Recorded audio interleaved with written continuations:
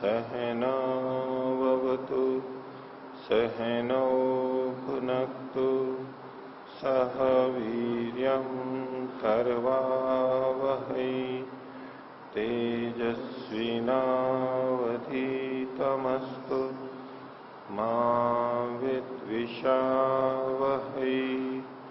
ओम शांति शांति शांति।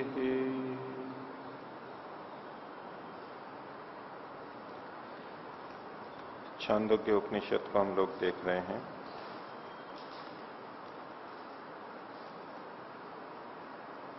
पीछे ब्रह्मोपनिषद के बारे में देखा था और अलग अलग देवताओं वसु रुद्र आदित्य मरुत और साध्य इन ऋषियों का देखा था। इन्होंने क्या क्या प्राप्ति की और ये एक से एक ऊंचे स्थिति में पहुंचने वाले थे और इनके बारे में इनका आनंद जो है वो दुगना दुगना दुगना एक से दुगना होते हुए बताया गया। और देवता लोग ना खाते हैं ना पीते हैं, वो अमृत को देख करके ही तृप्त हो जाते हैं। इत्यादि बातें पीछे चली थी। पिछले पाठ में से किन्हीं को पूछना है तो पूछ सकते हैं। ये चौथे नंबर के और पांचवें नंबर के जो ब्रह्मचारी हैं मरुद और साध्य, हाँ, तो ये दोनों थोड़े ब्रह्मचारी नहीं कहा इनको। ब्रह्मचारी तो आदित्य तक के लिए है, उसके आगे की स्थिति है, आगे की स्थिति है, बस इतना है। अलग से उनको ब्रह्मचारी का नाम तो नहीं दिया गया, लेकिन कह सकते हैं अगर वही आगे चल रहे हैं तो दूसरे भी हो सकते हैं, गृहस्थी लोग भी हो सकते हैं। हाँ। तो इनका मरुद का और साध्य का क्या अर्थ होगा, थोड़ा स्पष्ट। मरुद का और साध्य का जी अर्थ क्या होगा। मरुद देवता है, मरुद गण है, वैसे वायु को भी बोलते हैं। और इसके अपने देवता हैं, गण हैं, इनके देवताओं के बहुत सारे होते हैं। और साध्य होते हैं जो साधनों को सिद्ध कर चुके हैं, जिनको लोग साधनों की दृष्टि से प्राप्ति के लिए सेवते हैं। इसका साध्य का अर्थ तो महर्षि ने किया, कई जगह आया, तो उसमें साधन साध्या, साधनों से जो सिद्ध होते हैं उनको साध्य कहते हैं। दूसरा अर्थ किया था कृत साधना देवा, जिन्होंने साधनों को कर लिया है, ऐसे देव, जितने साधन करने थे, जितनी साधना करनी थी उसको कर चुके हैं ऐसे। और एक ऋग्वेद में अर्थ किया अन्य विद्यार्थम संसेवितुम अर्हा, अन्यों के द्वारा विद्या के लिए जिनका सेवन किया जा सकता है वो साध्य कहलाएंगे। ये तीन तरह से अर्थ किया है। और साधन के लिए यहां पर इन्होंने लिखा है महर्षि ने, साधनम योगाभ्यासादिकम कुर्वंतो ज्ञानिना, साध्य वो ज्ञानी है जो योगाभ्यास आदि करते हैं। ये भी महर्षि ने किया है यजुर्वेद के 31वें अध्याय के 9वें मंत्र में। ऐसे कई तरह से अर्थ किए जाते हैं साध्या के, वेद में आया ये शब्द। ये भी देवताओं की एक कोटि है, देवताओं की कोटि इन सबसे ऊंची है, पांचवी बताई गई है, ऊपर बताई गई है। और इसका पता हमें इसकी इनके द्विगुणित द्विगुणित जो अमृत के बारे में वर्णन है इससे पता लगता है, उससे अधिक है, उससे दुगना है। अब दुगने से दुगना करेंगे तो पहले से कितना गुना हो गया, पहले से दुगना दूसरा, यानी एक दुना दो, दूसरे से दुगना तीसरा, यानी दो दूनी चार, और तीसरे से दुगना चौथा, यानी 4 दूनी 8, और चौथे से दुगना 5वां, यानी 16। ऐसे दुगना दुगना दुगना होता जाता है। कुछ जी, जो कल ये 5 बार पंक्ति आई थी, न वही देवा अष्टनंदी न पिबंती। हाँ, तो जी वैसे तो एक श्रुति तो ये है कि देवा आज्यपा आवह, देवा आज्यपा भवंती, देवा जो होते हैं। तो यदि ये कहते हैं कि जी न वही देवा अष्टनंदी न पिबंती, ये अमृत के लिए कि जो ये अमृत है ये वे खाते नहीं है, पीते नहीं है, बल्कि देख के ही तृप्त हो जाते हैं। तो जब ये देखने की ही चीज है, देख करके ही तृप्त हो सकते, तो फिर अष्टनंती पिबंती कहने की जरूरत ही क्या है? अश्नंती पिबंती तो सांसारिक चीजों के लिए है। देख करके तृप्त होते हैं, वो तो अमृत को देख करके तृप्त होते हैं। खाने पीने की चीजें तो अमृत से भिन्न है। अमृत से भिन्न चीजें तो खाने पीने की थी सांसारिक, उनको न खाते हैं न पीते हैं, और अमृत को देख करके ही तृप्त हो जाते हैं। अब ये किसकी विशेषता मानी जाए? अमृत की विशेषता है या इन देवों की विशेषता है? ये विचारने की बात है। अमृत की कही जाएगी। अमृत की है जी, कि जिस अमृत को देखते ही दूसरे तृप्त हो जाते हैं, या इनकी विशेषता है? सौंदर्य जी इनकी विशेषता बता रहे हैं, आप अमृत की विशेषता बता रहे हैं। किसकी ये विशेषता है कि अमृत को देख करके ही तृप्त हो जाते हैं? अमृत की विशेषता है या उन व्यक्तियों की विशेषता?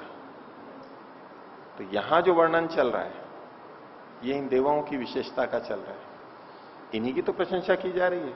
न वही देवा अश्नंती, कर्ता जो है इसका ये देव लोग हैं अलग अलग। उस दृष्टि से देखेंगे तो इन्हीं के लिए कहा जा रहा है वाक्य रचना में।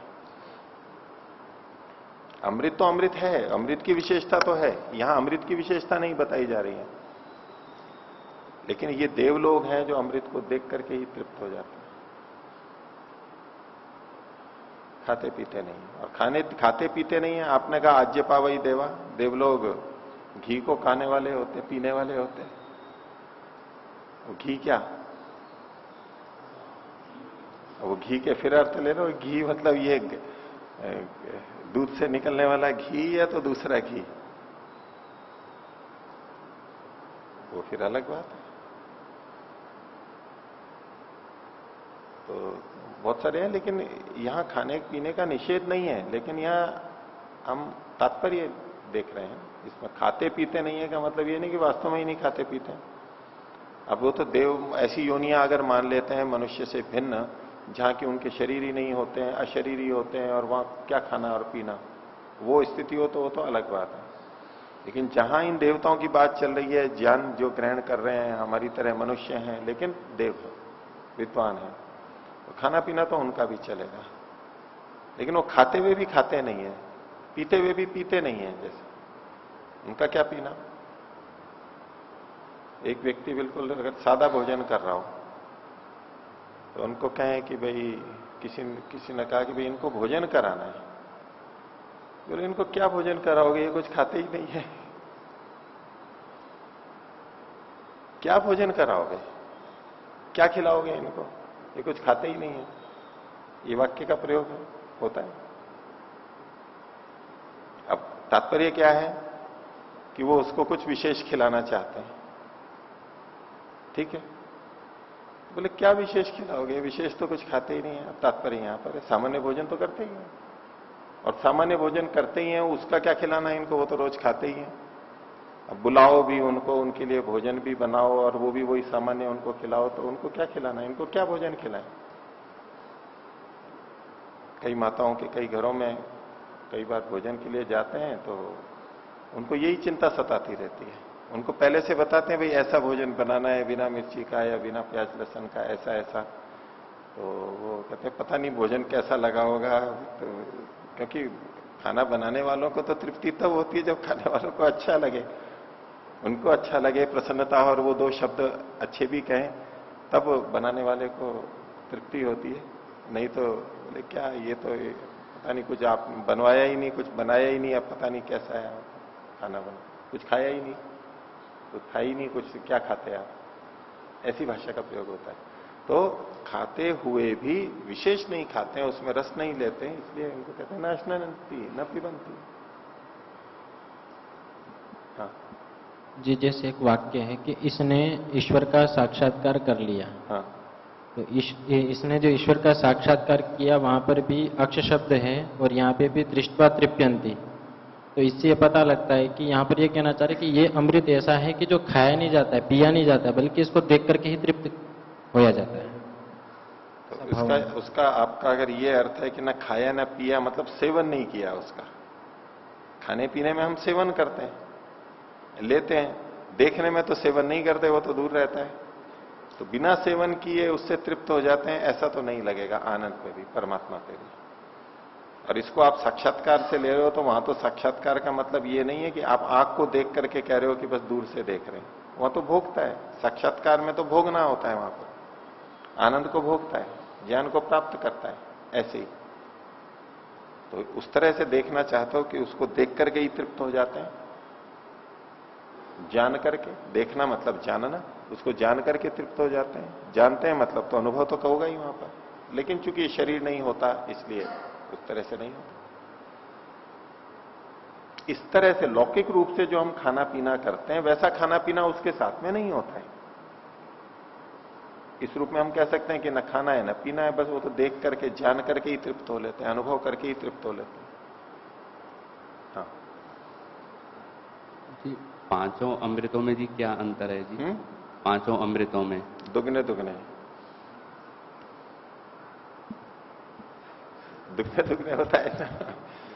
उनकी गुणवत्ता, उसका स्तर जो है, क्वालिटी है, वो बढ़ती जा रही है, उससे ज्यादा मात्रा की दृष्टि से कह सकते हैं और आनंद की दृष्टि से भी कह सकते हैं। दोनों दृष्टियों से वो बात कही जा सकती है, लेकिन उसमें गुणवत्ता भी अधिक होनी चाहिए, ऐसा है। वैसे ही इन्होंने काल की दृष्टि से कहा कि जैसे सूर्य का उगना एक प्रतीक के रूप में यहां पर कह दिया, जबकि वास्तव में वैसे सूर्य उगता नहीं है। अगर इस सूर्य को हम ले लें तो ये उत्तर से उग रहा है, दक्षिण में अस्त हो रहा है, दक्षिण से उग रहा है, इधर हो रहा है, ये जो सारी की सारी बातें ये न होते हुए भी कही जा रही हैं, वो केवल समझाने के लिए। इससे दुगना काल, इससे दुगना काल। अब वो काल है, काल बढ़ता जा रहा है, मतलब तो मात्रा बढ़ती जा रही है। इनका ये अमृत आनंद अधिक देर तक रहता है, इनका अधिक देर तक रहता है। वसु का थोड़ी देर तक रहता है, उस दूसरे का अधिक देर, रुद्र का उससे अधिक देर तक रहता है। तो देर देर हम भी कर सकते हैं मात्रा की दृष्टि से कि जिन्होंने वसु के स्तर पे ज्ञान प्राप्त किया, उनका ये आनंद शीघ्र समाप्त हो जाता है, अधिक देर नहीं चल पाता है, वो रुक नहीं पाते हैं वहां पर, वो स्थिति बना के नहीं रख पाते ज्ञान की, विवेक की, वैराग्य की, तो नीचे आ जाएंगे। और जिनका ज्ञान, विवेक और वैराग्य अधिक है, तो वो अधिक देर तक उस स्थिति में रह सकते हैं।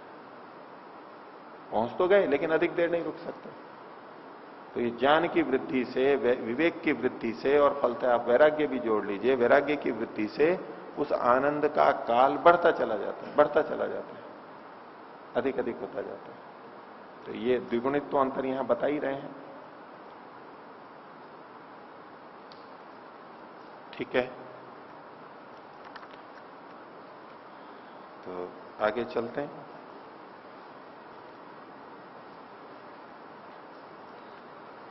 छांदोग्य उपनिषद के तृतीय प्रपाठक का 12वां खंड। यहां पर गायत्री के बारे में कुछ चर्चा चल रही है। गायत्री शब्द हम बहुत सुनते रहते हैं, गायत्री मंत्र के रूप में हम एक मंत्र विशेष को मानते हैं। तत्सवितुर्वरेण्यम भर्गो देवस्य धीमहि धियो यो न प्रचोदयात्, प्रसिद्ध तो ये है। बाकी गायत्री छंद वाले जितने भी मंत्र हैं वो गायत्री मंत्र कहलाते हैं। वेद का प्रारंभ ही गायत्री छंद से होता है। अग्निमीड़े पुरोहितम यज्ञस्य देव मृत्युजम होतारम रत्नधातम, और ऐसे ही आगे यहां सूक्त के सूक्त गायत्री छंद में ही, शुरुआत गायत्री छंद से है वेद की, ऋग्वेद की। अग्नि शब्द वहां बार बार आता है, और गायत्री छंद की वहां पर प्रधानता है, और गायत्री की बहुत महिमा भी है। तो यहां पर गायत्री की कुछ चर्चा चल रही है। तरीका इनका वही है कि इसके माध्यम से वो कुछ और चीजें समझाना चाह रहे हैं। गायत्री की महिमा भी आ जाएगी और गायत्री को जानने वाले कुछ और भी जानते हैं, वो और भी महिमा है, उसको भी साथ में बताते जा रहे हैं। और भी चीजों को गायत्री है, बहुत व्यापक गायत्री को बना दिया। तो प्रारंभ करते हैं। प्रथम प्रभाग में लिखा, गायत्री व इदम सर्वम भूतम। इदम सर्वम भूतम, ये जो सारे भूत हैं, जो प्राणी हैं या जड़ वस्तु हैं, सारा का सारा जड़ चेतन जगत।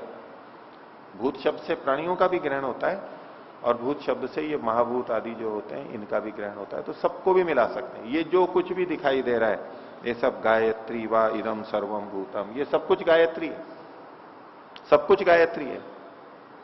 एक दृष्टि है देखने। गायत्री का क्या अर्थ होता है वो आगे बताएंगे।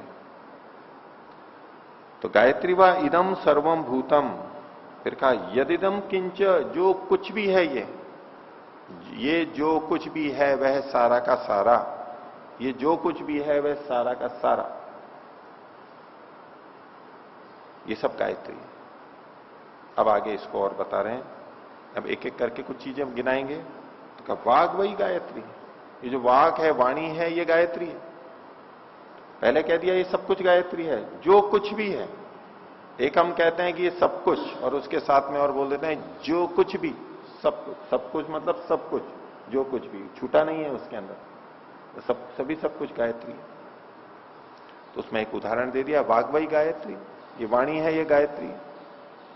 और वैसे जो हम मंत्र बोलते हैं गायत्री या गायत्री छंद वाला मंत्र कोई भी बोलते हैं, वो वाणी ही तो है, वाक ही तो है, वो वाक्य रचना ही तो है।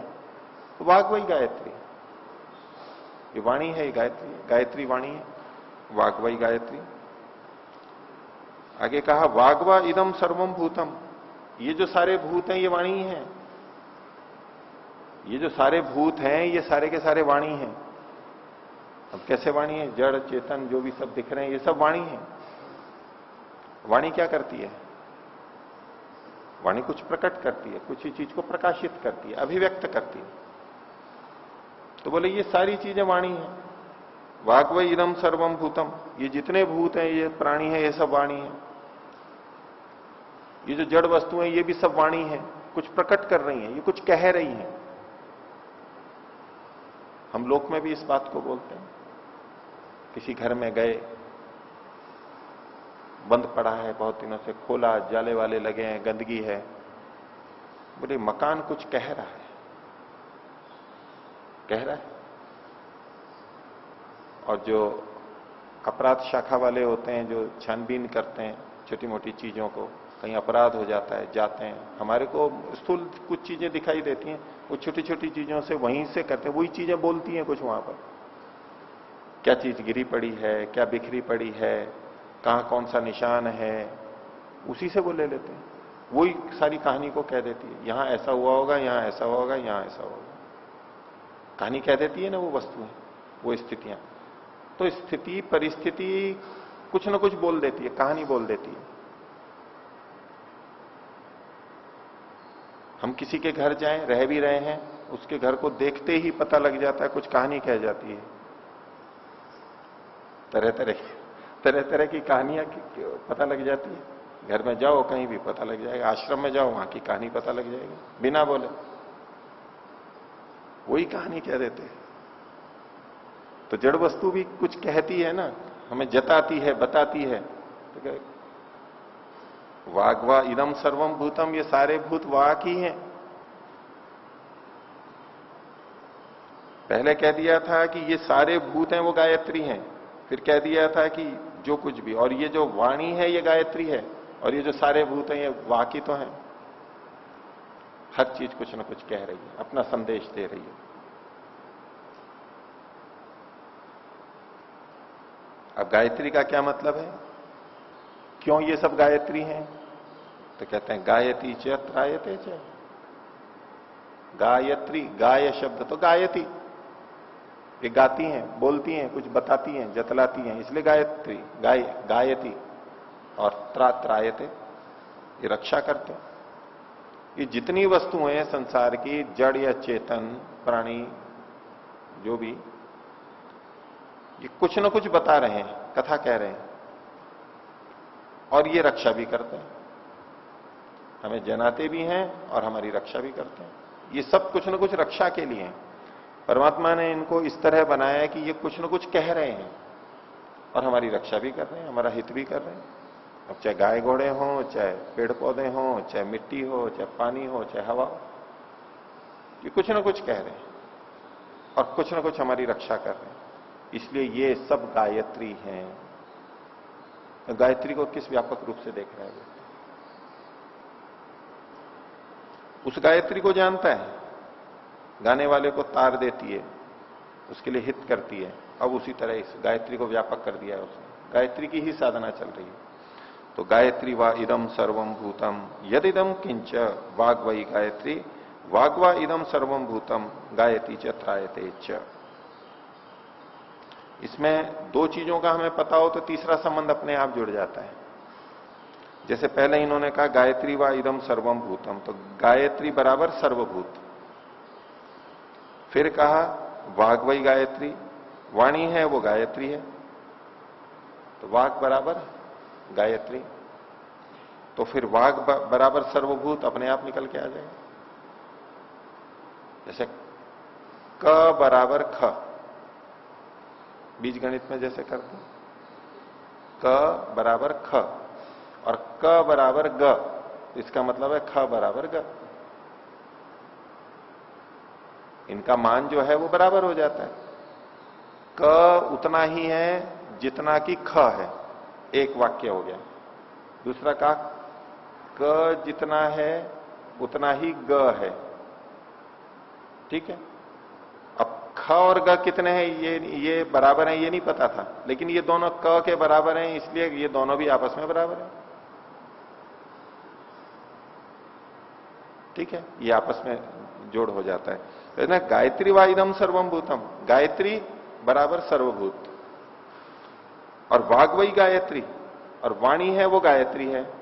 अब तीसरी चीज अपने आप आ गई कि जो वाणी है ये सर्वभूत है, ये जो सर्वभूत है ये वाणी है, ये सर्वभूत है, ये तीसरी भी चीज आ गई। तीनों को एक दूसरे के बराबर बता दिया। गायत्री यानी वाणी, और वाणी यानी तो सारे भूत, सारे भूत यानी तो वाणी, सारे भूत यानी तो गायत्री, कुछ भी सब एक ही चीज है। व्यापक रूप से गायत्री को देख रहे हैं। गायत्री शब्द के अर्थ के, जो गाती है, बताती है, जनाती है, जताती है और रक्षा भी करती है। जताते हुए रक्षा करती है, उपयोगी होती है इसलिए रक्षा करती है। अब और खोल रहे हैं गायत्री को, दूसरा अनुवाद देखिए, प्रवाक या वैसा गायत्री इयम वावसा येयम पृथ्वी। तो पीछे जो कहा था गायत्री का, तो या वैसा गायत्री, ये जो पीछे गायत्री बताई थी ये सर्वभूत वाली, तो यम वावसा इयम पृथ्वी, ये जो पृथ्वी है ये यही तो ये गायत्री है। वैसे वहां सारी चीजों को ले लिया था, उसमें सारी चीजें आ गई, लेकिन कुछ चीजें और किनारे वैसे उन्हीं में से ही, उसको और स्पष्ट करने के लिए ये जो गायत्री कही गई थी, ये पृथ्वी तो गायत्री है, ये पृथ्वी जिसपे हम रह रहे हैं। अस्याम हीदम सर्वम भूतम प्रतिष्ठितम, इसी पे तो सारे भूत प्रतिष्ठित हैं। जितने भी भूत हैं, प्राणी हैं, वो इस पृथ्वी पे ही तो प्रतिष्ठित हैं, इसी पे आश्रित हैं, इसके बाहर नहीं रह सकते वो। एताम एव नातिशीयते, इससे इसका अतिशयित नहीं करते हैं, ये इसके परे नहीं जा सकते, इसका अतिक्रमण नहीं कर सकते, इसी पे आश्रित है। तो ये पृथ्वी भी जैसे गायत्री है। अब पृथ्वी भी कुछ कह रही है और पृथ्वी भी हमारी रक्षा कर रही है, ये भी गायत्री है। अब धीरे धीरे और आगे जाएंगे। पहले कहा था ये जो गायत्री है वो ये पृथ्वी है। अब आगे कह रहे हैं तीसरे प्रवाक में, या वैसा पृथ्वी, ये जो पृथ्वी थी जो पीछे कही गई थी, इयम वावसा यद इदम अस्मिन पुरुषे शरीरम, इस पुरुष में जो शरीर है ये पृथ्वी है। पुरुष मतलब ये जो प्राणी है, ये तो सजीव है, आत्मा भी है, इंद्रियां भी हैं, शरीर भी है। तो इसमें ये जो पुरुष दिखाई दे रहा है, व्यक्ति दिखाई दे रहा है, इसमें जो शरीर है, ये जो जड़ चीज है, ये पृथ्वी तो है। गायत्री को पृथ्वी से जोड़ लिया था और पृथ्वी को शरीर से। ये शरीर क्या है? पृथ्वी तो है। पृथ्वी मिट्टी तो है, ये पृथ्वी महाभूत से बना है, पृथ्वी महाभूत की प्रधानता है। वो जो चर्चा भी आती है दर्शनों में कि ये शरीर एक भौतिक है या पांच भौतिक है, या 3 है या 4 है इत्यादि। तो पृथ्वी महाभूत है, पृथ्वी महाभूत की अधिकता है इसमें, अन्य महाभूत भी हैं साथ में, लेकिन आधार रूप में तो पृथ्वी ही है। तो उस यो कह रहे हैं या वही सा पृथ्वी, वो जो पृथ्वी है, यम वावसा यदिदम अस्मिन पुरुषे शरीरम, इस पुरुष शरीर में जो ये शरीर है यही तो पृथ्वी है। अब इसका ये मतलब नहीं है बिल्कुल कि जितनी पृथ्वी है उतना ही ये शरीर है और जैसी पृथ्वी है वैसा ही है, लेकिन उसका एक भाग है। बोलिए पृथ्वी तो है शरीर, जैसे ये पृथ्वी, शरीर भी तो पृथ्वी ही है, ये पृथ्वी का ही भाग है। आगे अस्मिन ही में प्राणा प्रतिष्ठिता, इस शरीर में ही सारे प्राण इंद्रियां प्रतिष्ठित हैं, आधारित हैं। एतदेव नातिशीयन्ते, ये इसका अतिक्रमण नहीं कर सकते, ये प्राण इससे बाहर नहीं जा सकते, इंद्रियां इससे बाहर नहीं जा सकती, इसी में ही रहती है। जैसे सारे भूत पृथ्वी का अतिक्रमण नहीं कर सकते, पृथ्वी से बाहर नहीं जा सकते, ऐसे ही ये प्राण शरीर का अतिक्रमण नहीं कर सकते, इसके बाहर नहीं जा सकते, यहीं पर ही आश्रित है, इसमें आश्रित है और इससे बाहर नहीं जा सकते। तो प्राण इसमें आश्रित हैं। पीछे पृथ्वी लिया, पहले तो पृथ्वी लिया कि भाई ये गायत्री क्या है, तो ये पृथ्वी है, और पृथ्वी से शरीर लिया। अब शरीर से एक अगली चीज और ले लेंगे। तो चौथा प्रवाक है यद्वै तत्पुरुषे शरीरम इदम वाव, ये जो पुरुष में शरीर है, तद यद इदम अस्मिन अंतः पुरुषे हृदयम, ये जो पुरुष के अंदर हृदय है ये शरीर है। पृथ्वी से शरीर लिया और शरीर से ले लिया हृदय को, इसके अंदर जो ये हृदय है यही तो शरीर है। अब यद्यपि वो शरीर का एक भाग है, जैसे शरीर पृथ्वी का एक भाग था उसी को कह दिया हृदय इसका भाग है, मुख्य भाग है। इस पृथ्वी से जितनी चीजें बनी है उसमें सर्वश्रेष्ठ चीज शरीर है, उसी का ही भाग है। और ऐसा ही अपने अंदर का हृदय भी कह दिया, ये हृदय ही तो शरीर है। ये शरीर क्या है? ये हृदय ही है। तो तद यद इदम अस्मिन अंतः पुरुषे हृदयम अस्मिन ही में प्राणा प्रतिष्ठिता एतदेव नातिशीयन्ते, प्राण वास्तव में इस हृदय में प्रतिष्ठित है। पीछे बताया था ये प्राण कहां प्रतिष्ठित है? शरीर में, इंद्रियां, और बाकी जो प्राण है वो हृदय में प्रतिष्ठित है। अब वो हृदय ये वाला भी है, इसमें इसके बिना तो सारे प्राण बेचैन हो जाते हैं अगर ये चलना बंद कर दे।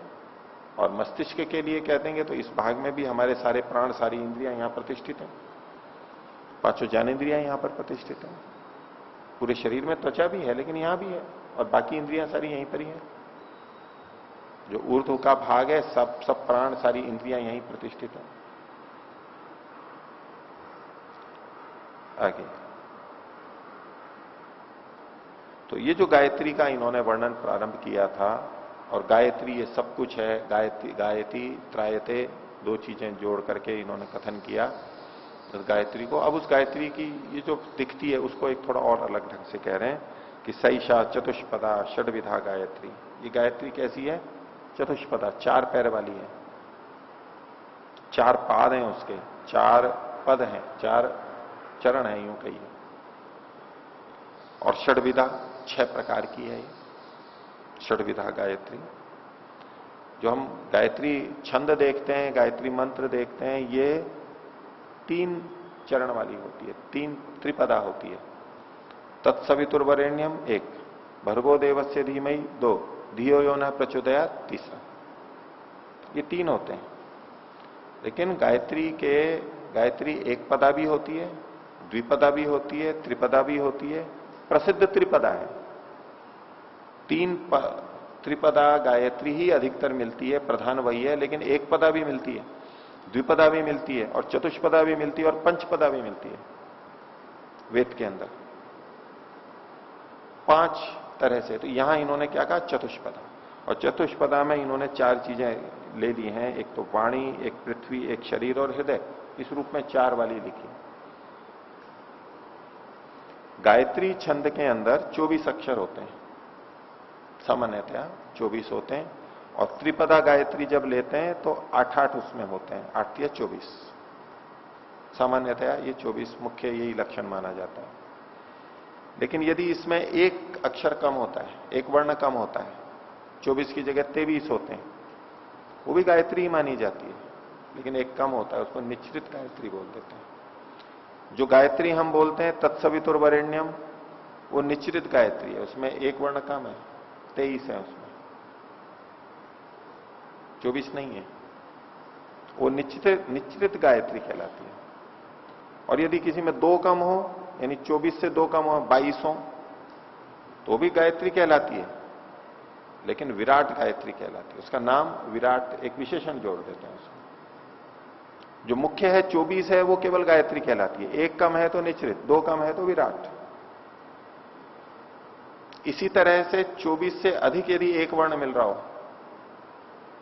तो उसको भूरिक गायत्री बोलते हैं, नाम दिया हुआ है पहचान के लिए। और यदि 2 अधिक हो, यानी 26 हो जिसमें, तो स्वराट गायत्री कहलाती है गायत्री कही।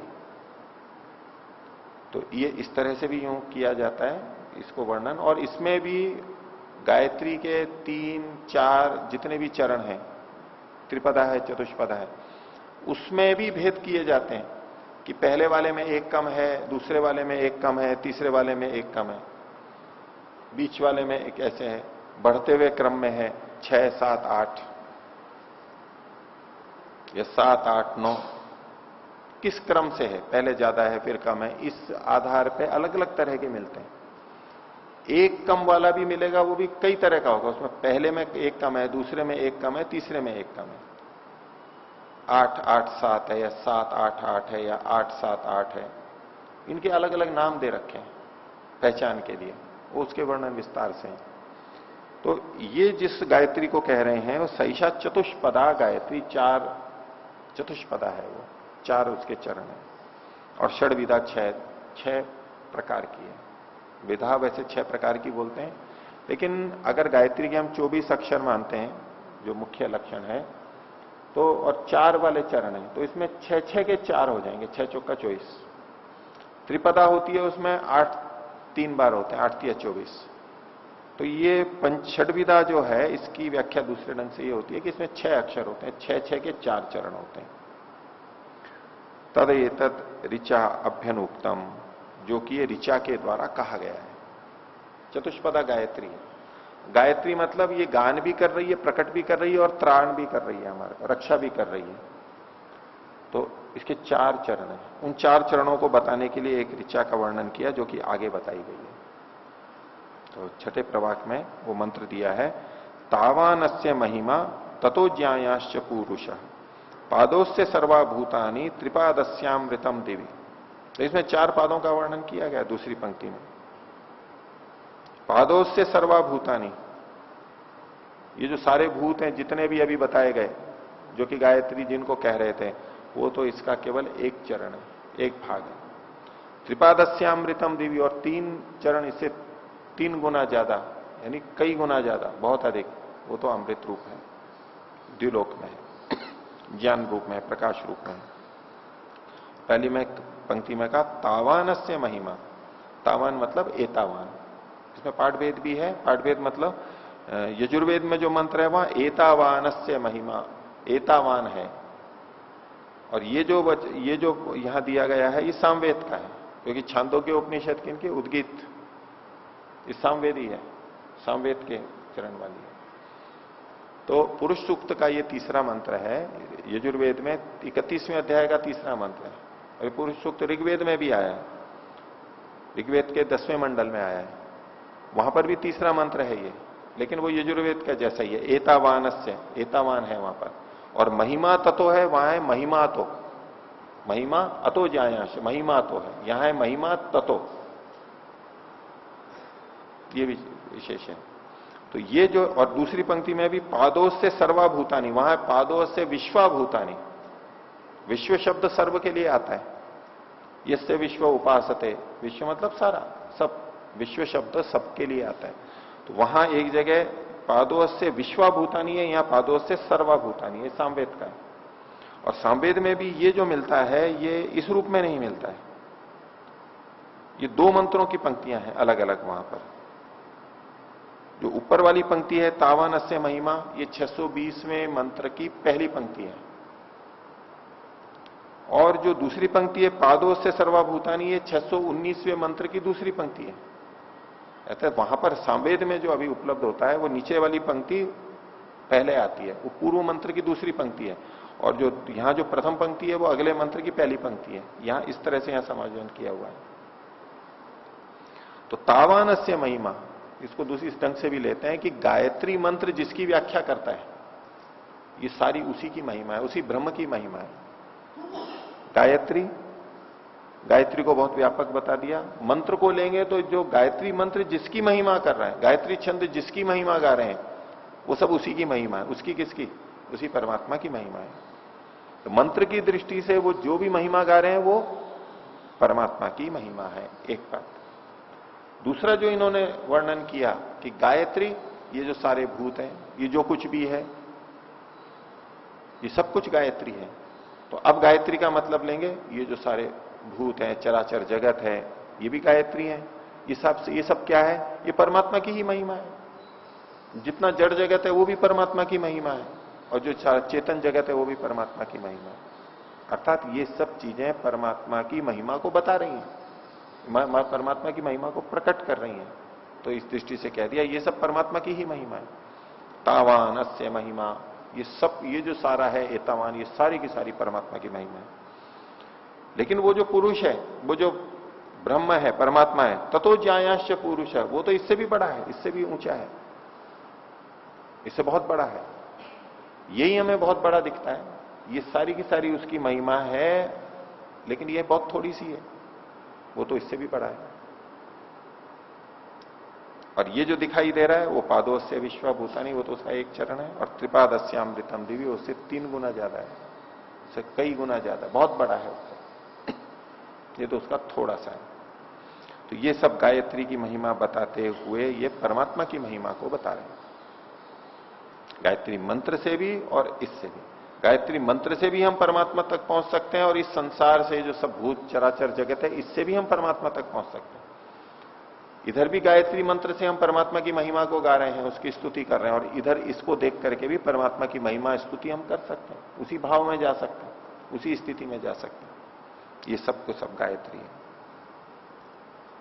आगे कहा यद्वै तद ब्रह्म, वो जो ये ब्रह्म है, तदिदम वाव तद्यो अयम बहिर्दह पुरुषात आकाशो, ये जो तद्वै, यद्वै तद ब्रह्म, वो जो ब्रह्म है, ये जो पुरुष कहा जा रहा है वो ये ब्रह्म है। ये पुरुष का मतलब जीव नहीं है, आत्मा नहीं है, ये परमात्मा ही है, क्योंकि आगे ब्रह्म शब्द से कहा जा रहा है, और आगे के वर्णन से हमें पता लग जाता है। क्योंकि पुरुष शब्द तो आत्मा के लिए भी आता है और परमात्मा के लिए भी आता है। हमें कैसे पता लगता है? इन लक्षणों से पता लग जाता है, लिंग से पता लग जाता है, इनसे निर्णय हो जाता है कि ये क्या है। वेदांत दर्शन के प्रारंभ में जहां सारी विवेचना कुछ की जाती है विभिन्न शब्दों की, इसी आधार पर निर्णय करते हैं क्या वर्णन किया गया है।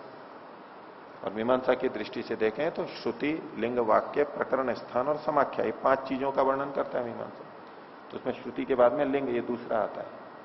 वो लक्षण अगर हमें दिख रहे हैं तो उससे पता लग जाता है कि ये पुरुष कौन है, आत्मा है या परमात्मा है। तो यहां पर ये परमात्मा के लिए कहा गया। तो यद्वै तद ब्रह्म इति, वो जो ये ब्रह्म है, प्रसंग सारा पुरुष का चल रहा था, फिर वो जो ब्रह्म है कहा जा रहा है, तो उसी को ही तो कह रहे हैं यहां पर, शब्द से भी पता लगता है। इति इदम वाव तद्यो अयम बहिर्दः पुरुषात आकाशो, इस पुरुष से बाहर जो आकाश है। अब ये पुरुष कौन सा है? ये पुरुष ये जीव वाला पुरुष है, प्राणी वाला है। अब पुरुष शब्द पीछे भी आया था, तीसरे में भी आया था, यदिदम अस्मिन पुरुषे शरीरम, इस पुरुष में जो ये शरीर है, इस पुरुष में जो ये शरीर है, यहां पर वो पुरुष का मतलब जीवात्मा है। इसी तरह नीचे अंतः पुरुषे हृदयम, इस पुरुष के अंदर जो ये हृदय है ये जीव के लिए आया है, लेकिन आगे जो पुरुष आया है ये परमात्मा के लिए आया है। क्यों? क्योंकि ये जो ब्रह्म है, अब उसी पुरुष को ब्रह्म शब्द से कह रहे हैं, और ये कैसा है? इस पुरुष के बाहर जो आकाश है वो है। यद्वै तद ब्रह्म तदिदम वाव तद्यो अयम बहिर्दः पुरुषात, पुरुष से बाहर जो ये है वो आकाश है, वो यही ब्रह्म है। अब यहां ब्रह्म के लिए आकाश शब्द का प्रयोग कर दिया। ये जो आकाश है वो ब्रह्म है। अब सीधे सीधे अर्थ यूं ले लेंगे, ठीक नहीं समझेंगे तो हम कहेंगे कि ये जो आकाश है उसी को ही ब्रह्म कहा गया, और आकाश यानी शून्य, अवकाश। तो ब्रह्म क्या है, परमात्मा क्या है, शून्य है, अवकाश है, बस ऐसा हम अर्थ ले लेंगे। लेकिन ये जो हम आकाश कह रहे हैं, जिसको आकाश कह रहे हैं, जिसको शून्य कह रहे हैं, वो भी ब्रह्म ही है, उसी में ब्रह्म भरा हुआ है। हमें लग रहा है कि ये शून्य है, अवकाश है, कुछ भी नहीं है, लेकिन वो ब्रह्म ही है, ब्रह्म भरा पड़ा है वहां पर। तो इस शरीर में, इस पुरुष से बाहर जो आकाश है, अपने को लेकर के कह रहे हैं, इससे बाहर जितना भी सब कुछ है वो ब्रह्म ही है, वो आकाश है। और आकाश शब्द में वैसे वो प्रदीप्त है, प्रकाशित है। जैसे प्रकाश शब्द होता है, आकाश, काश है, काशरी दीप्त होगा, दीप्त है, प्रदीप्त है, प्रकाशित है। तो प्रकाश प्रकाशित है, प्रकाश है, प्रकश रूप से। और यहां आसमंत आते अच्छी तरह से। तो जो ये प्रकाशित हो रहा है, इस पुरुष के बाहर भी जो ये प्रकाशित हो रहा है, जिसके कारण से ये प्रकाशित हो रहा है, वो आकाश है, वो ये ब्रह्म ही है। तो आकाश शब्द ब्रह्म के लिए आया है, जड़ आकाश के लिए नहीं है, परमात्मा के लिए आया है। तो पुरुषाद आकाशो यो वही स बहिर्दा पुरुषाद आकाश है, जो वो यह है पुरुष के बाहर आकाश है, ये वही है। अर्थात परमात्मा हमारे बाहर भी है, ये बात बताया गया। आगे अयम वावसयो अयम अंतः पुरुषे आकाशो, इस पुरुष के अंदर जो आकाश है, यो वही सो अंतः पुरुषे आकाश है, ये भी वही है। इस पुरुष के बाहर जो आकाश है वो भी वही है, और इस पुरुष के अंदर जो आकाश है वो भी वही है। अर्थात वो ब्रह्म परमात्मा हमारे अंदर भी है, बाहर भी है और अंदर भी है।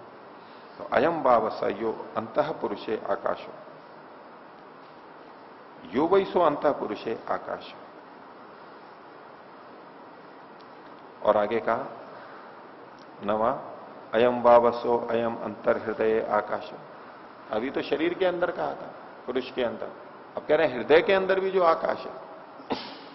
अयम वावसो अयम अंतर हृदय आकाश है, इस अंतर हृदय में, हृदय के अंदर जो आकाश है, हृदय के पास में जो अवकाश है, आकाश है, तदे तत्पूर्णम अप्रवर्ती, ये भी वही है।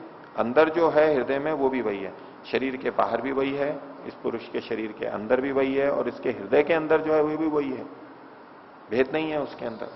और कैसा है ये, तदे तत्पूर्णम अप्रवर्ती, ये पूर्ण है, न कुतश्चन ऊना, कहीं से कम नहीं है, परिपूर्ण है ये। और अप्रवर्ती, ये प्रवृत्ति नहीं है, क्रियाएं नहीं करता, क्रियाशील नहीं है उस रूप में, क्योंकि वो सर्वव्यापक है। देशांतर क्रिया नहीं होगी, सृष्टि का रचयिता है, उस रूप में क्रिया कर ही रहा है वो। जब इसको पुरुष के बाहर भी बता दिया, पुरुष के अंदर बता दिया, हृदय के अंदर भी बता दिया, यानी अंदर से अंदर और बाहर से बाहर है वो, ऐसा कहते हुए उसकी सर्वव्यापकता ही तो बता रहे हैं। कहने का तरीका है, शैली है इनकी। अब सर्वव्यापकता बता दी और कह रहे हैं ये पूर्ण है, कहीं कम नहीं है और सब जगह भरा हुआ है। और अब साथ में कहा गया अप्रवर्ती, वो क्रियाशील नहीं है, क्रिया से शून्य है। इसका क्या मतलब होगा, उसमें देशांतर गति नहीं होती, क्योंकि वो सर्वव्यापक है। इस प्रसंग से हम यही अर्थ लेंगे। अब इसका कोई ये अर्थ लेने लगे कि यहां अप्रवर्ती लिखा है, इसका मतलब सृष्टि को वो बनाता ही नहीं है, सृष्टि को बनाएगा तो फिर तो वो तो प्रवृत्ति हो जाएगा, ये अर्थ यहां नहीं ले सकते, क्योंकि दूसरी जगह स्पष्ट लिखा है वो सृष्टि को बनाता है। तो प्रसंग के अनुसार यहां अप्रवृत्ति का इतना ही अर्थ लिया जाएगा, वो देशांतर गति नहीं करता है, क्योंकि सब जगह पहुंचा हुआ है। पूर्णम अप्रवर्ति, आगे पूर्णाम अप्रवर्तिनीम श्रियम लभते या एवं वेद, जो इस प्रकार से जान लेता है, कैसा, जो अभी बताया, उस बाहर भी है अंदर भी है, और जो बाहर है वही अंदर है। इस बात को ये जोर दे के कह रहे हैं, अयम वाव, अयम वाव, ये वही, निश्चय से ये ही वही, ये भी वही है, जो शरीर के बाहर है और शरीर के अंदर है वो भी वही है, और वो ही हृदय के अंदर है। अयम वाव, यह वही है, भिन्न नहीं है। ये सारी जो बात कही जा रही है, जो ऐसा जान लेता, नहीं तो व्यक्ति के मन में इच्छा करती है ना, मैं परमात्मा को प्राप्त करूं तो उस जगह जाऊं, वहां परमात्मा, वो वाला परमात्मा, वहां वाला ज्यादा अच्छा है। अब अंदर का तो है, वो तो घर का जोगी जोग ना हो गया, ये भी क्या कोई, वो तो कुछ विशेष लगता ही नहीं है। अब घर में भी स्थान है, साफ सुथरा स्थान है, लेकिन वहां बैठ के नहीं, यहां नहीं, वो कहीं आश्रम में जाएगा, कहीं मंदिर में जाएगा, कहीं जाएगा। हाँ, यहां बड़ा अच्छा है, भले ही वहां गंदगी हो यहां से ज्यादा, चिपचिप हो रही हो, और प्रसाद तो फेंक फेंक के मारते हैं, वो पैरों के नीचे भी आता है, जहां से जाने के बाद पैर धोते हैं, चिपचिप करती है, जूते नहीं पहन सकते जिसके बाद में, तो वहां वो बैठेगा, बहुत अच्छा, बहुत अच्छा लग रहा है। हम कुछ अलग करते हैं तो यूं लगता है कि जैसे अच्छा है।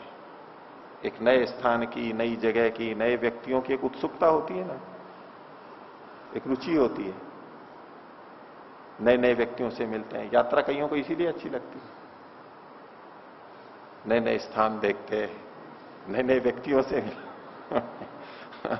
और घर वालों के साथ तो हमेशा रहते हैं, बोले यहां मन नहीं लगता, अब यहां तो ऊब हो गई है, क्योंकि हम नया देखते हैं, परिवर्तन करते हैं तो रुचि होती है, मन का रंजन होता है, मनोरंजन होता है, थोड़ा सा नए नए ढंग से रंगा जाता है।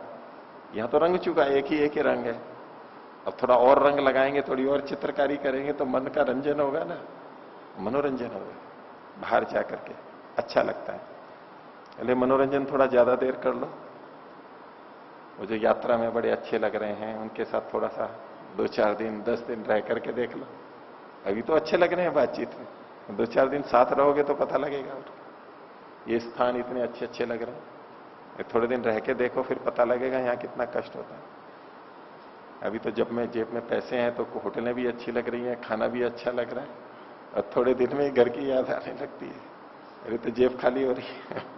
और पर्वता दूर तो रम्या, पर्वत तो दूर से अच्छे लगते हैं, रहने से अच्छे नहीं लगते, वहां पर सामान नहीं, उतरो करो, ये सब कितनी दिक्कत होती है पर्वतों में, चढ़ना उतरना, दूर से अच्छे लगते हैं बस, पर्वता दूर तो रम्या। तो यात्रा भी बड़ी अच्छी लगती है, बदल बदल के रंगते हैं। तो कह रहे हैं ये वही है जो बाहर है, जो अंदर है। अंतर क्या है उसमें? वहां जाकर के जिस परमात्मा को प्राप्त करेंगे वो यही है, हमारे घर में है, वही हमारे इस शरीर में है। पर हमें शरीर लगता है ये तो बड़ा गंदा है, इसमें क्या होगा परमात्मा, यहां क्या परमात्मा को ढूंढेंगे, तो कहीं और होना चाहिए। ये बता रहे हैं बाहर भी वही है, अंदर भी वही है, और हृदय में भी वही है। और बताते भी हैं हृदय आकाश एक आता ही है परमात्मा का स्थान का, हृदय आकाश है, हृदय वाले आकाश में रहते हैं। तो सर्वव्यापक है, सर्वव्यापकता को बताया जा रहा है, वो गति नहीं करता है, पहले से विद्यमान है। हम जहां जा रहे हैं वहां नहीं आ रहा है, वो पहले से वहां पर विद्यमान है। इसको जो जान लेता है, बात छोटी सी है वैसे तो, उसको उस तरह से अनुभव कर लेता है तो क्या हो जाता है, पूर्णाम अप्रवर्तनीम श्रियम लभते, वो श्री को प्राप्त कर लेता है। कैसी श्री? ये पूर्ण है, पूर्णाम, पूर्ण श्री को प्राप्त कर लेता है, क्योंकि वो पूर्ण है परमात्मा। और ऐसा जिसने जान लिया वो ऐसी श्री को प्राप्त कर लेता है जो पूर्ण है।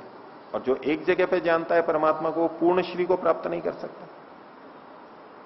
और पूर्णाम और अप्रवर्ती नहीं, जो बदलती नहीं है, बहुत लंबे समय तक बनी रहती है, ऐसी स्थिति को प्राप्त कर लेता है। और नहीं तो वो उनकी स्थिति बदलती रहेगी।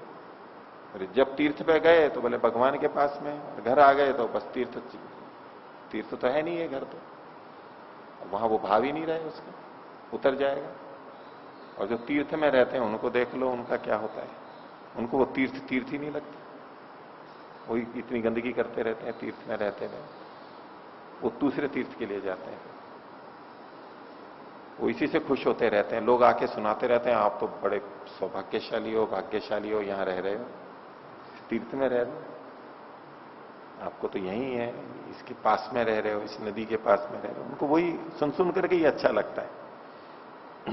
जैसे कपड़े सुन करके अच्छे लगते हैं ना, दूसरे कहते हैं बहुत अच्छे कपड़े हैं, अच्छा जैसे भी हो प्रशंसा करते हैं तो दूसरों ने कह दिया, क्योंकि कपड़े तो दूसरों की पसंद के पहनते हैं, ऐसा कहावत भी है ना। खाना कैसा? अपनी पसंद का, और पहनना कैसा? दूसरों की पसंद का, क्योंकि दूसरों को पसंद लगेगी तभी तो वो प्रशंसा करेंगे। तो कहते हैं बड़े सौभाग्यशाली हो, यहां रह रहे हो तीर्थ में। आश्रमों में भी कहते हैं लोग, उनको 1-2 दिन में बड़ा अच्छा लगता है, नए नए होते हैं, उत्सुकता होती है। तो ये परमात्मा तो सब जगह है, एक जैसा है। वो भेद ही हटा देता है मन से, भेद ही नहीं है उसमें, वहां है या यहां है, एक ही तो बात है, कोई अंतर ही नहीं है, उसकी दृष्टि बदल जाती है। तो ऐसा वो व्यक्ति, तो अयम वाव सोयम अंतर हृदय आकाश है, जो अंदर है वही वो बाहर है, और उसने अंदर पा लिया तो बाहर नहीं भटकेगा पाने के लिए। भाई जो अंदर है वही तो बाहर है, जो आनंद यहां अंदर मिल रहा है वही तो बाहर है, बाहर जाएगा क्यों? उसको समझ में आ जाएगा, वहीं पर ही प्राप्त करता रहेगा, और नहीं तो भटकेगा इधर उधर। तो ये पूर्ण और अप्रवर्ती है, तो पूर्णाम अप्रवर्तनीम श्रीयम लभते, वो ऐसी श्री को प्राप्त कर लेता है जो बदलती नहीं है, परिणमनशील नहीं है, क्रियाशील नहीं है, स्थिर रहेगी उसके पास, और पूर्ण भी होगी और छूटेगी भी नहीं। ऐसी श्री को वो प्राप्त कर लेता है। कौन? या एवं वेद, जो ऐसा जान लेता है, जान के उस अनुभूति में चला जाता है कि ये तो सब कुछ गायत्री ही गायत्री है, ये सारी वस्तुएं गायत्री हैं, ये सारी वस्तुएं कुछ बता रही हैं, ये सारी वस्तुएं परमात्मा को बता रही हैं, और ये सारी वस्तुएं रक्षा कर रही हैं, ये हमारे हित के लिए हैं। और जिसने ये समझ लिया कि कोई भी चीज है ये कुछ ना कुछ हित रखती है हमारा, उसी तरह खोज करेगा जैसे वैज्ञानिक कर लेते हैं, उसी के उपयोग देख लेते हैं, नहीं तो हमारे लिए व्यर्थ है, वो उसकी रक्षा करने लग जाती है। जो ये जान लेता है कि जितनी भी चीजें हैं वो हमारी रक्षा कर सकती हैं किसी न किसी तरीके से, चाहे पेड़ पौधे वनस्पति हो, चाहे मिट्टी हो, चाहे पानी हो, चाहे हवा हो, कोई भी तत्व हो, कोई भी प्राणी हो, वो हमारी रक्षा करते हैं और कुछ ना कुछ कह रहा है। और ये विभिन्न प्राणी हमारे को कर्मफल व्यवस्था को भी बताते हैं, बहुत कुछ कह रहे होते हैं, क्यों ये ऐसे बन गए, क्यों ये ऐसे हैं, हम ऐसे क्यों हैं, ये भिन्नता क्यों है, बहुत कुछ कह रही है ये दृश्य काव्य है। गायत्री मंत्र भी बहुत कुछ कह रहा है, ये भी बहुत कुछ कह रहे हैं, उसी तरह कह रहे हैं। और संसार की वस्तुएं भी परमात्मा की महिमा को गा रही हैं। ये सारी चीजें इसलिए गायत्री हैं। उस व्यक्ति के लिए हर चीज गायत्री हो जाती है, गायत्री मंत्र ही नहीं, ये सारी चीजें गायत्री हो जाती हैं। इस स्थिति में ये ऋषि अपनी बात को रखते, गायत्री की महिमा है। अभी गायत्री की महिमा मतलब गायत्री मंत्र की महिमा है। इसको कई लोग किस तरह लेते हैं, ये महिमा किसकी है? गायत्री मंत्र की। ये गायत्री मंत्र से ही तो ये सारी चीजें बनी है। गायत्री मंत्र की महिमा तो तभी होगी ना, उसके मन में गायत्री की महिमा, मिट्टी की थोड़ा ना महिमा है। मिट्टी की महिमा यह है कि गायत्री मंत्र से ही ये सब बने हैं, ये सारी वस्तुएं गायत्री से बनी है, ये सब गायत्री मंत्र ही हैं। गायत्री मंत्र भी कंपन है, वेव है, ये भी सब कंपन है, वेव है, गायत्री से ही ये सब कुछ बना है। ऐसा करके वो अलग ढंग से वो इसमें भी प्रशंसा देखते हैं, तो उस मंत्र की प्रशंसा देखते हैं। यहां गायत्री की महिमा कही गई है, लेकिन गायत्री की महिमा का मतलब क्या है? ये मंत्र की महिमा थोड़ा ना गाई जा रही है यहां। मंत्र के बारे में तो थोड़ा सा अंत में बता दिया, ठीक है, वो भी ठीक है कि वे इतने इतने छंद होते हैं या इतने पाद होते हैं, ये सब ठीक है। लेकिन इस वर्णन को हम देखेंगे, ये वास्तव में गायत्री मंत्र की महिमा नहीं है। मंत्र शब्द तो हम जोड़ देते हैं इसके साथ, क्योंकि हमने गायत्री को मंत्र, गायत्री शब्द को मंत्र के साथ ही जोड़ रखा है और विशेष मंत्र के साथ में जोड़ रखा है। तो हम इस गायत्री शब्द को सुनते ही हमारा अर्थबोध वहीं चला जाता है। तत्सवितुर्वरेण्यम, उसकी महिमा बताई गई है। लेकिन एकदम कितने स्पष्टता से लिखा है कि भाई गायत्री क्यों है, क्योंकि गायती त्रायते च, स्पष्ट अर्थ कर रखा है, और ये इन सब में घट रहा है। अब ये मंत्र छूट रहा है, मंत्र की तरह से ये भी गायत्री है, जैसे मंत्र गायत्री है वैसे ये भी गायत्री है। अब वो इसको पकड़ लेता है, जो इसकी साधना कर रहा है वो भी गायत्री की साधना कर रहा है, वो भी वहीं पहुंच रहा है। प्रसंग तो इस तरह का है, और ये सब परमात्मा तक पहुंचा रहे हैं, परमात्मा की ही महिमा है। अब वो गायत्री मंत्र पे इतने केंद्रित हो जाते हैं कि उसकी ही प्रतिमा बना लेते हैं, फिर एक उसका ही चित्र बना लेते हैं, कल्पित चित्र कर लेते हैं, ये गायत्री माता है, गायत्री देवी है, उसकी पूजा करने लग जाते हैं। गायत्री की महिमा छांदोग्य उपनिषद में भी गाई गई है, गायत्री ये सब कुछ है, तो गायत्री की पूजा कर लो तो सबकी पूजा हो गई। गायत्री को प्राप्त कर लिया तो सबको प्राप्त कर लिया, क्योंकि ये गायत्री सब कुछ है। तो बस गायत्री को पकड़ लो तो सब चीजें मिल जाएंगी, और कुछ करने की जरूरत ही नहीं है। गायत्री की पूजा से, गायत्री के जप से दूध भी मिल जाएगा, घी भी मिल जाएगा, नौकरी भी मिल जाएगी, स्वर्ग भी मिल जाएगा, मुक्ति भी मिल जाएगी, परमात्मा भी मिल जाएगा, सब कुछ मिल जाएगा। जो चाहो जो मिल जाएगा। गायत्री की ऐसी महिमा है, क्योंकि गायत्री ये सब कुछ है। अब इस तरह से चल पड़ता है। अब वो गायत्री शब्द को देते हैं, वो स्त्रीलिंग है तो स्त्री देवता का रूप बना देते हैं उसको। गायत्री ऐसा है ना, गायत्री नाम भी महिलाओं का ही रखा जाता है, स्त्रीलिंग का शब्द। तो जो है उसको, उसका चित्र कैसा बना देते हैं? महिला वाला चित्र बना देते हैं। जैसे भारत माता का चित्र बनाते हैं महिला का, ऐसे गायत्री का भी बनाते हैं। जबकि इस गायत्री मंत्र का देवता क्या है, जिसको गायत्री कहते हैं, तत्सवितुर्वरेण्यम, इसका देवता क्या है? सविता। सविता शब्द क्या है? स्त्रीलिंग है पुल्लिंग है? पुल्लिंग है। भी देवता जो इसका विषय है उसकी पूजा कर रहे हो आप, मंत्र के माध्यम से पूजा करोगे तो सवित्री, सविता देवता है, वो पुरुष है। पर ये गायत्री जो कि छंद का नाम था और योग रूढ़ी होकर के वो गायत्री तत्सवितुर का नाम ले लिया गया, अब उसको लेकर के, और गायत्री के आगे भी कहते हैं तो गायत्री मंत्र, मंत्र शब्द क्या है? मंत्र शब्द क्या है?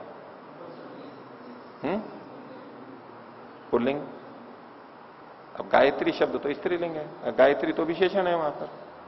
गायत्री मंत्र, गायत्री स्वतंत्र थोड़ना है यहां पर, लेकिन जिनको कल्पना करनी होती है ऐसी कल्पना करते हैं। इसका कोई चित्र ही नहीं होता। ये मुख्य विषय स्त्रीलिंग पुल्लिंग का नहीं है। मैं ये कहना चाहता हूं, ये कैसे कल्पित कर लेते हैं। गायत्री शब्द देख लिया तो वैसे कल्पित कर लिया, जबकि उसका विषय ही नहीं है, विषय ही कुछ और है, अगर मंत्र पे भी ध्यान दें तो। और ये जो सारी महिमा बताई जा रही है, ये तो परमात्मा की ही महिमा है, परमात्मा की ही महिमा बताई जा रही है। मंत्र के माध्यम से, मंत्र को दिखाते हुए यहां सब दिखाया, और एक व्यापक दृष्टिकोण हमारे को। और जैसा हम पीछे से देखते आ रहे हैं, सब जगह तो ऐसा ही कर रहे हैं। ये उद्गीत का भी कर रहे हैं तो मात्र उद्गीत को लेके नहीं चल रहे हैं, उद्गीत के आधार पर बाकी सबकी कर रहे हैं, बाकी सबको ले रहे हैं। यहां पर भी ये भी उद्गीत की उपासना है, ये भी शाम की उपासना है। उस जगह से हटा रहे हैं। ये जो एक जगह चिपक जाते हैं, एक जगह अटक जाते हैं, वहां से हटाना चाह रहे हैं। ये सारी प्रक्रिया आप शुरू से देख लीजिए इस उपनिषद को, जो हम देखते चले आ रहे हैं अभी तक। ये ना तो उस साक्षात शाम की बात कर रहा है, न उस उद्गीत की ओम की सीधे सीधे बात कर रहा है, और न ये सीधे सीधे उस गायत्री की बात कर रहा है। उनके संदर्भ को लेके कुछ और समझा रहा है, इसका प्रयोजन भी कुछ और है। वो दृष्टि यहां पर दी है, ये उपनिषद है। तो आज का पाठ इतना ही रखते हैं। प्रणव।